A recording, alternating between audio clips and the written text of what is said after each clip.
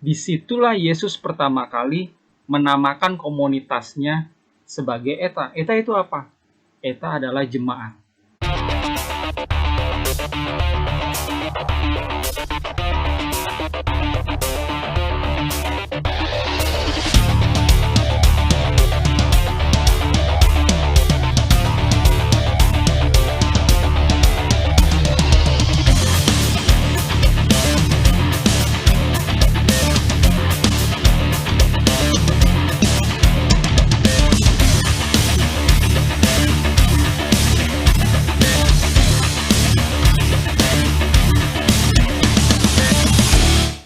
Assalamualaikum. Shalom Aleihim. Assalamualaikum. Bertemu dengan saya kembali di channel Nasrani Indonesia. Pada kesempatan yang baik ini, kita akan bahas topik yang menarik mengenai nama-nama komunitas Kristen sejak abad 1. Kita sudah tahu semuanya kalau kekristenan ini lahir dari rahim Judaism. Ya, karena Yesus adalah rabi Yahudi.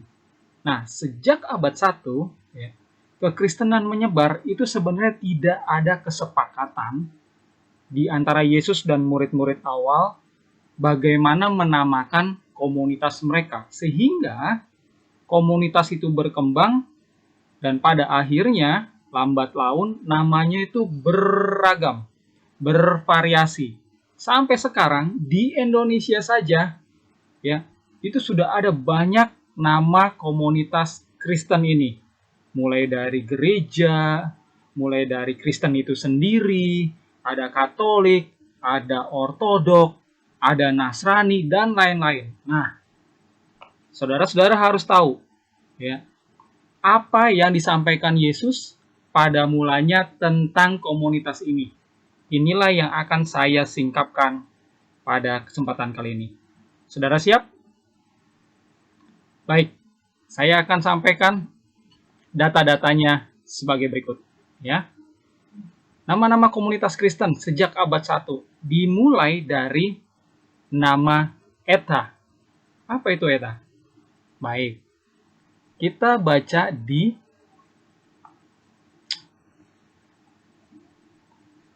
pada saat Yesus berbicara kepada Petrus, dan dia bilang kalau dia akan mendirikan jemaatnya di atas batu karang ini. Ya. Itu artinya disitulah Yesus pertama kali menamakan komunitasnya sebagai Eta. Eta itu apa? Eta adalah jemaat. Saudara perhatikan, ini Matius 16 ayat 18 di dalam bahasa Syria, yaitu perkembangan bahasa Aramaik. Yesus berbicara di dalam bahasa Aramaik, bukan di dalam bahasa Yunani atau Ibrani. Jadi pada saat dia menyatakan perkataannya tentang gereja, ya, ini dia. Di dalam bahasa Inggris, terjemahan George Lamsa dinyatakan, I tell you also that you are a stone, and upon this stone I will build my church, and the doors of shall not shut in on it. Ya.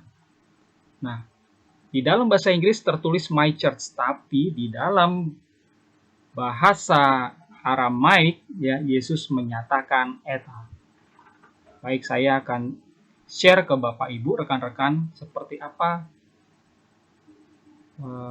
penjelasan lebih jauh. Nih, saya buka di website seperti biasa, ya, dukrana.com/Peshitta. Ya, ini adalah kitab PB Aramaik. Jadi Yesus berbahasa Aramaik, ya. Kitab PB-nya juga Aramaik yang harus kita jadikan referensi yang pertama. Memang, ya, ada pendapat kalau PB itu dalam bahasa Yunani. Nah, memang ada debatable seperti ini, namun, ya, yang sudah pasti diakui oleh bapak-bapak gereja dan gereja Katolik Ortodok sebagai dua komunitas gereja terbesar di dunia ini, Matius itu sudah pasti Aramaik. Ya. Jadi ini berbicara tentang kitab Matius. Memang referensi yang pas adalah untuk ini adalah Peshitta. Nah, kalau saya klik ya di sini, muncul detail kata per kata di dalam bahasa Syria Aramaiknya. Nah, kalau saya search ke bawah, lalu klik kata church di sini, oke, maka ditemukan kata Itzah, ya. Ini cara bacanya. Ini nama fontnya Cedra. Artinya adalah Church Assembly Congregation, ya. Ada tiga kata yang asal usulnya adalah dari perkataan Yesus, Eta. Nah, di dalam bahasa Indonesia, Eta ini lebih pas diterjemahkan sebagai jemaat, gitu ya. Jadi, yang pertama adalah Eta, gitu ya. Dalam terjemahannya adalah jemaat. Oke. Lalu selain Eta atau jemaat ini, komunitas Kristen pertama itu memakai nama apa? Oke, saya akan share. Pada saat si Paulus itu ditunjuk oleh Sanhedrin, oleh rabi-rabi untuk menangkap, ya, pengikut Kristus. Nah, dia itu bersaksi, dia itu menyatakan kalau dia itu bertemu dengan para pengikut Yesus yang dia sebut sebagai the way, ya. Itu tercatat di Kisah Para Rasul 9 ayat 2, ya. Di sini dicatat di dalam King James, ya. And desired of him letters to Damascus to the synagogues, ya. That if he found any of this way, nah ini dia. Pengikut jalan itu, ya, atau pengikut jalan ini, whether they were men or women, he might bring them bound unto Jerusalem. Jadi, pengikut Yesus juga disebut pengikut jalan ini, ya. Nah, jalan ini di dalam bahasanya Yesus, bahasanya Rasul Paulus, rabi-rabi Yahudi atau umat Yahudi di abad 1 disebut Urwa, ya, atau Urwa de Allah, jalan Tuhan, ya. Ingat ya, Yesus dan para rabi atau para rasul awal berbahasa Aramaik, ya. Mereka tidak berbahasa Arab, apalagi Indonesia, jadi tidak menyebut nama Allah, ya. Yang disebut adalah Allah, gitu ya. Nah, ini yang pertama, kedua, lalu yang ketiga apa lagi? Yang ketiga adalah kita search di sini tentunya nama Christian, ya, atau Kristen yang berasal dari Yunani Christianos. Nah, bahasa ini ditulis di dalam Peshitta itu sebagai Christiana. Ya, ini dia ayatnya. Kisah Para Rasul 11 ayat 26, ini bahasa Syriaknya. Nah, di dalam terjemahan King James, ya, itu saya bacakan, and when he had found him, he brought him unto Antioch. Ya, ini suatu kota di Syria, Antioquia. And it came to pass the whole year that assembled themselves with the church and taught much people. And the disciples were called Christian first in Antioch. Jadi komunitas itu, jemaat itu disebut sebagai Kristianos, ya, atau Sikaye, ya, di kota Antioch. Jadi yang berikutnya, ya, ini bisa disebut Kristianos, ya. Ini Yunani atau Sikaye Aramaiknya, ya. Dalam bahasa Indonesia disebut Kristen, ya, Indonesia. Di dalam bahasa Inggris disebut Mesianik, atau Kristian. Ya, bahasa Inggris adalah bahasa yang berkembang di kemudian hari, di abad-abad awal belum ada bahasa Inggris ya, jadi tidak ada komunitas yang menyebut sebagai Kristen atau Mesianik ya. Nah, kata Mesianik itu berasal dari kata Aramaik mesikaye, sementara Christian itu berasal dari Yunani Christianos gitu ya. Oke. Nah, bahasa Indonesia sendiri kan baru muncul 1928 ya kan, itu diformulasi di Sumpah Pemuda. Bahasa Indonesia ada. Nah, sahnya itu pada saat Indonesia merdeka 1945 baru ada secara resmi bahasa Indonesia. Ya, menurut Undang-Undang Dasar ini adalah bahasa persatuan. Jadi, kata Kristen ya itu muncul di dalam kosakata kita. Ya, dari mana ya asal usulnya? Dari Kristian ini, terus juga dari Kristianos Yunani gitu. Jadi di awal-awal tidak ada kata Kristen tentunya ya. Oke, yang keempat adalah Nasraya ya, Aramaik ya. Di ayat yang mana? Nah, ayat yang ini ya. Jadi pada saat si Paulus itu ditangkap di Yerusalem lalu dibawa ke pengadilan ya, karena dia adalah warga negara Roma juga, mau nggak mau diadili secara hukum Roma gitu ya. Nah, disitulah dimulai atau si pengadil itu ya menyatakan kalau si Paulus ini yang berasal tadinya adalah dari kaum Farisi ya, dia termasuk kaum Nasraya ya. Di dalam bahasa Inggris terjemahannya di sini King James saya bacakan, "For we have found this man a pestilent fellow and a mover of sedition among all the Jews throughout the world and a ringleader of the sect of the Nazarenes." Jadi dalam bahasa Inggrisnya adalah Nazarenes ya.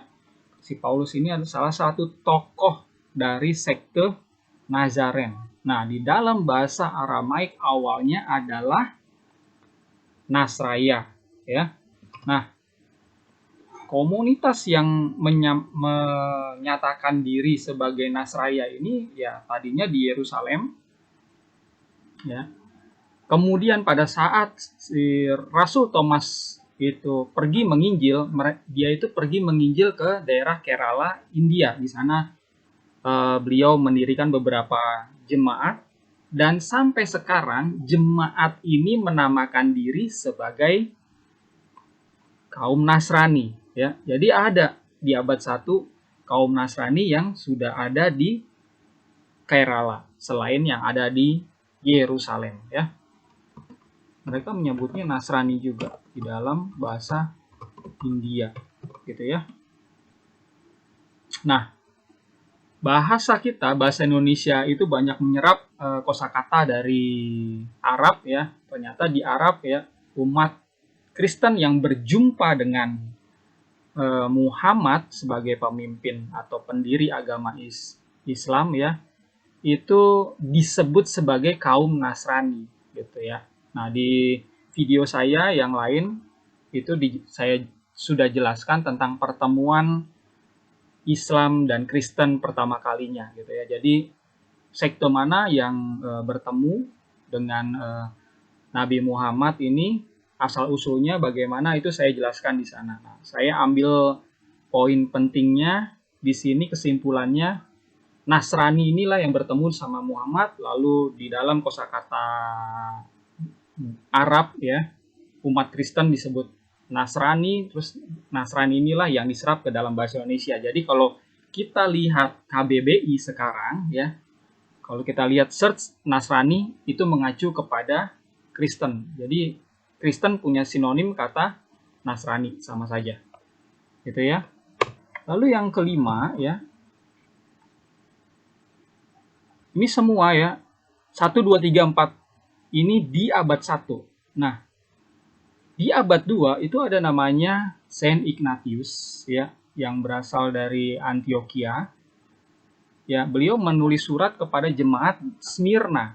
Nah, kepada jemaat Smyrna ini si uskup di Antioquia ini ya itu menyebut satu nama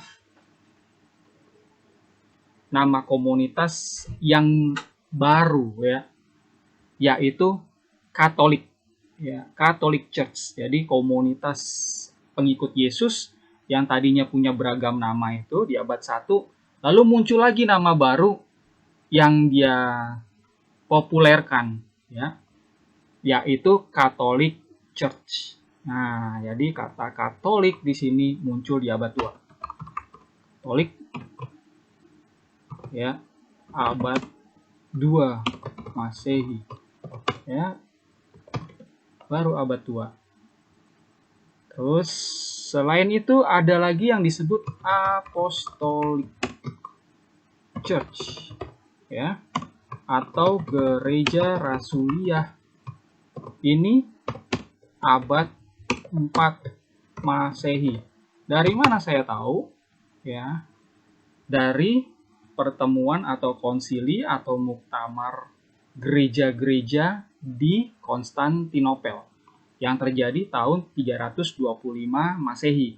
Di sana rohaniawan yang berkumpul ya, para uskup dan para imam yang ada di sana itu meramu suatu syahadat atau pengakuan iman Kristen. Nah, di dalam syahadat itu tercatat ya kata Katolik dan tercatat juga istilah Apostolic Church ya. Saya coba, ini adalah Ensiklopedia Britannica ya. Saya ambil dari britannica.com ya. Salah satu referensi tentang adanya pengakuan iman dari Nikea ini. Nah, di sini tercatat di dalam bahasa Inggris ya. Kan pengakuan iman ini panjang, saya singkat aja, saya ambil langsung di akhir penghujung dari pengakuan ini. I believe in one holy Catholic and Apostolic Church. Ya, I confess one baptism for the forgiveness of sins, and I look forward to the resurrection of the dead and the life of the world to come. Amen. Jadi pengakuan iman ini masih terus diucapkan oleh jemaat gereja-gereja rasuli. Ya, gereja-gereja yang sudah ada di abad 1 dan lestari sampai sekarang. Bahkan ya gereja-gereja pecahan dari Protestan dan gereja Protestan sendiri ya, sebagian masih melafalkan, memiliki tradisi melafalkan pengakuan iman ini di dalam ibadah gitu ya. Jadi ada pernyataan gereja yang rasuli gitu ya. Jadi kalau mau saya jelaskan lebih jauh ya, gereja rasuli adalah gereja-gereja yang didirikan oleh para rasul gitu ya. Para rasul Yesus kan nyebar ke berbagai penjuru dunia ya kan. Yesus punya 12 murid dan 70 murid lainnya. Nah, semuanya ini menyebar ya, kecuali si Mar Yakub yang memimpin di Yerusalem. Gitu ya. Nah, jemaat Yerusalem ini adalah jemaat yang didirikan sendiri oleh Yesus, sementara yang lainnya adalah lahir dari jemaat awal di Yerusalem ini. Nah, jemaat-jemaat yang lain ini disebut jemaat rasuliah karena didirikan oleh para rasul, para utusan. Rasul itu bahasa Arab, bahasa Aramaiknya ada sliha, bahasa Ibraninya adalah shliach, gitu ya. Nah, karena didirikan oleh para rasul, ya ini pantas disebut sebagai gereja rasuliah. Jadi memang punya ciri ya, gereja rasuliah itu punya ciri kalau pengajarannya itu bukan hanya bersandar kepada Alkitab, tapi juga bersandar kepada tradisi. Tradisinya disebut tradisi rasuli, gitu ya. Nah, di dalam tradisi itu punya namanya sakramen tahbisan. Nah, sakramen tahbisan keimamatan itu disebut juga tahbisan rasuli, gitu ya. Nah, Dari Yesus mentahbiskan para rasul di abad 1 mentahbiskan lagi muridnya yang diangkat yang ditahbiskan jadi uskup. Nah, begitu jadi uskup ya, si murid ini dia bisa mentahbiskan lagi muridnya menjadi uskup. Nah, begitu uskupnya muncul lagi, misalnya ini abad 1 lalu abad 2, tahbiskan lagi di abad 3, terus tahbiskan lagi abad 4. Jadi memang ada kesinambungan tahbisan dari abad 1 dari Yesus ke para rasul ke uskup-uskupnya. Terus uskup abad 1, 2, 3, 4 sampai uskup di abad 21. Gitu ya. Jadi inilah gereja apostolik, gereja rasuli. Tuh, ya. Sudah ada 6 nih nama. Lalu yang berikutnya saya perkenalkan nama ortodoks. Ya, di Indonesia sudah ada kan gereja Kristen ortodoks ini ya. Ortodoks itu baru muncul belakangan istilah ini. Gitu. Ya. Di dalam website etimoonline.com ya. Ini tentang asal usul kata ya. Nah, di sini dijelaskan ya, kata ortodoks itu kata sifat ya, adjektif ya. Mulai pertengahan dari abad 15 in reference to theological opinions or faith. Bla bla bla bla bla bla. Ya. Di sini. Terus dijelaskan lagi of other subjects than religion or theological from 1640-an ya, meaning of or pertaining to the Greek Church by 1772. Jadi memang di dalam penjelasan ini ya, kata ortodoks itu yang disematkan sebagai salah satu nama komunitas Kristen itu baru muncul abad-abad pertengahan atau bahkan bisa dibilang belakangan ya. Ini abad 15 sampai 18 itu baru muncul ya, nama ortodok ini. Lalu bagaimana dengan nama gereja sendiri? Ya, karena kekristenan itu kan sekarang di Indonesia banyak ya nama, ada yang namanya Gereja Kristen Indonesia, Gereja HKBP gitu kan, Gereja Bethel Indonesia, Gereja Tiberias dan lain-lainnya. Nah, kata gereja sendiri ya ini muncul dari kata Portugis ya, igreja. Nah, kata Portugis itu sendiri ya itu secara bertahap ya terformulasi sampai ke abad 15. Abad 15 baru menyebar dipakai oleh para penjajah gitu ya. Makanya penjajah Portugis masuk ke Indonesia dengan membawa bahasanya sehingga ya gereja yang berdiri, jemaat yang berdiri itu ya memakai bahasa Portugis. Diperkenalkanlah istilah ini, igreja, yang pada akhirnya terserap ke dalam kosakata kita menjadi gereja. Jadi sekitar abad 15. Kata gereja dari mana saya ambil? Datanya itu dari Encyclopedia Britannica di sini ya, tentang Portuguese language. Nah, di sini literatur began to flourish especially during abad 13-14 dan seterusnya bisa dibaca di sini ya. Yang bahasa itu tidak muncul tiba-tiba, tapi terformulasi. Gitu. Semua bahasa di dunia ini mengalami yang namanya evolusi, perkembangan gitu ya. Bahasa Indonesia sendiri tidak tiba-tiba muncul gitu ya. Itu datangnya dari mana? Ya dari bahasa Melayu juga ada serapan dari berbagai kata, ya kosakata dari Arab, ya dari Jawa sendiri ada, dari berbagai belahan Nusantara, termasuk dari Portugis ini, ya. Masuklah kata gereja. Baik. Jadi rekan-rekan, inilah istilah-istilah komunitas Kristen sejak abad 1. Saya ulang, ada kata eta atau jemaat ya. Yesus itu berbahasa Aramaik ya. Nah, pada saat perkataan Yesus ini disalin di dalam Yunani, nah PB Yunani itu mulainya kapan? Kalau taruhlah PB Yunani itu dimulai pada saat si Markus ya menuliskan gitu. Sebenarnya kami meyakini kalau Injil itu ditulis di dalam bahasa Aramaik aslinya.